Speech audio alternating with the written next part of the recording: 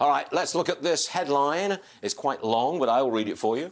Dems nix GOP spending bill improvements. It's popular now, but voters may regret the $1.9 trillion expense by November 2022. Who wrote that? Karl Rove wrote it, and he joins us now. Karl, welcome back to the program. It's great to see you, sir.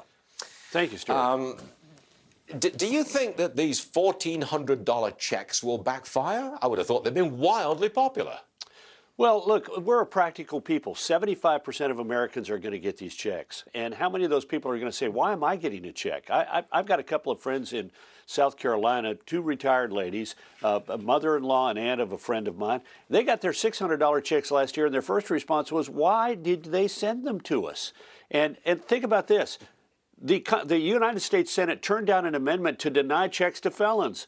People who've been in jail for a year. So they got in there before COVID started. They're going to get checks.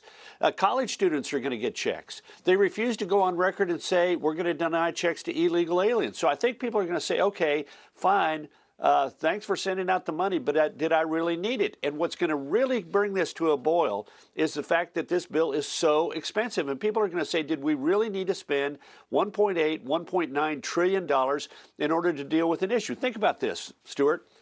In the bill, vaccines have between $14 and $20 billion worth of spending. If you take all of the health-related COVID-19 issues in here, it's between $100 to $160 billion total, everything. $1.8 trillion total.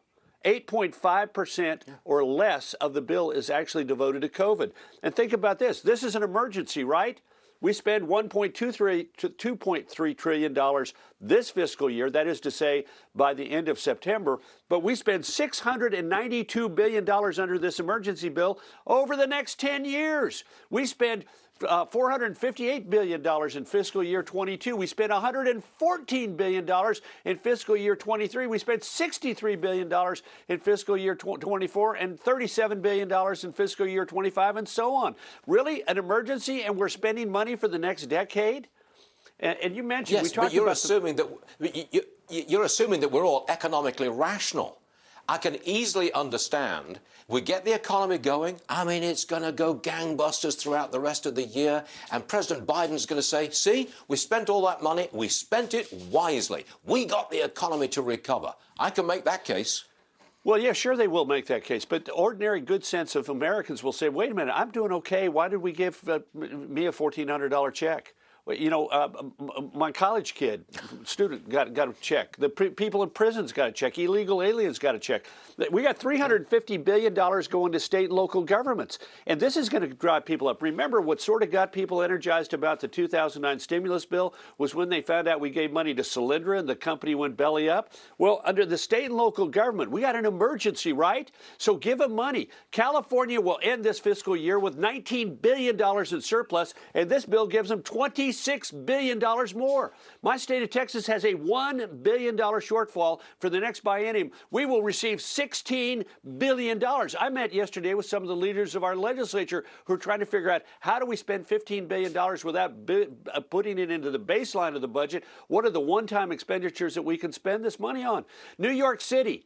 We normally have a funding mechanism. There's $26 billion in this bill for urban transit systems. We have a normal process of how we normally divide that up among all the urban areas in America. This bill, because Chuck Schumer is the chairman, is the leader of the Senate, gives New York twice the normal percentage it would get out of that $26 billion. It's got to get $8 billion. It would normally get less than $4.